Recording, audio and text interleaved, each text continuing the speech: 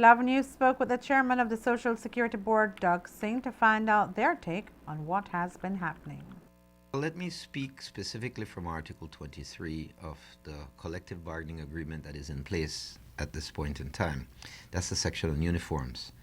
And it essentially says that members shall be provided with uniforms for 18 months instead of an annual clothing allowance.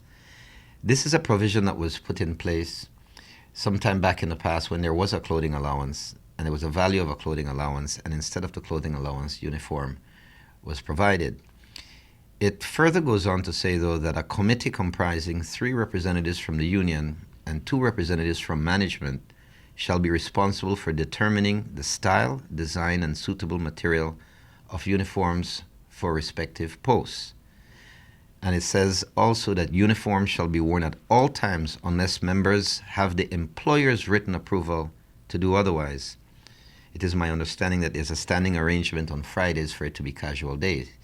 So after you spend money on uniforms, you have a casual day one day out of the week. I understand it's every Friday. Bottom line, though, is that the process for securing uniforms is really the responsibility of the staff, the union representatives themselves, and management. And the process has taken a long time, I think, from since I've been there, and I understand even before. 18 months is a very short period. And they select styles, they get measured, they select material. And the last 2 times uniforms were procured, they were procured from Trinidad.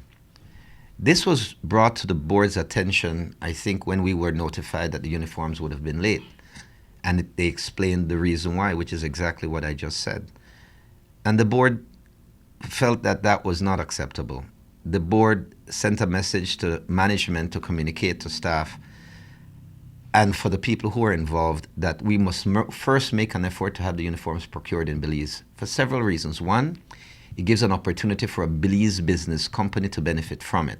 My understanding is that they were not satisfied with the quality of the uniforms and the fact that the people who sue them couldn't deliver on schedule.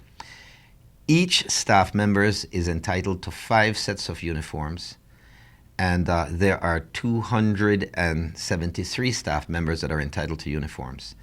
And of course, if you do those numbers, you're in excess of 1,300 uniforms that needed to be provided. And they indicate that it's a challenge having somebody locally do it and do the kind of quality that they expect.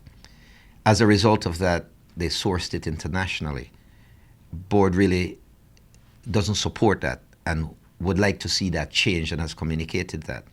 But because of the process, it has never really gotten in on time.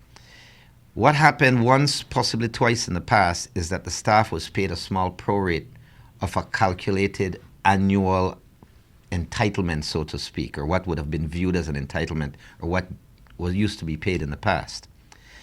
It is the board's position that there is no financial entitlement. There's an entitlement to provide uniforms every 18 months. Beyond that, though, the uniforms that the employee at Social Security wear are in excellent condition. One of the things they complained about was the lack of quality before. They're really in fine shape. What they're essentially saying is that because the board failed, or the company failed, to provide them uniforms within that 18-month period, that they should be paid a pro rata portion of that, of what that cost is. I'm not in agreement with that, and I don't think the board is either. And I know the board isn't either, simply because this comes from taxpayers' dollars. If the uniform you're wearing is in excellent shape, and we spent a lot of monies on it, let me mention that the last procurement for the cost of the uniform plus the duties and transportation was at $277,000 for 273 employees. That is over $1,000 per employee in uniform benefits. They're asking us to pay beyond that. And I think that is really unreasonable. And I know the board agrees with me on that. As you may recall, there is also an ongoing negotiation between the union and the Social Security Board regarding a salary adjustment for the employees.